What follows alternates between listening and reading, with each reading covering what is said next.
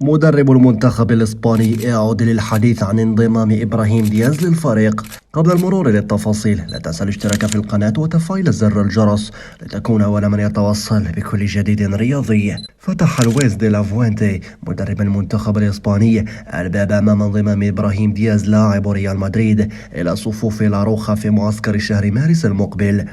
وذكر دي لافوينتي أنه منفتح على ضم أسماء جديدة إلى المنتخب بما في ذلك دياز الذي لعب في جميع فئات المنتخب الإسباني بما في ذلك الفريق الأول. وقال في هذا الصدد بالحرف منفتحون على ضم أسماء جديدة. أوضح دي لافوينتي أن الدعوة للمنتخب ليست هدايا أو تنازلات بل هي الخيارات التي يكسبها اللاعبون في الملعب.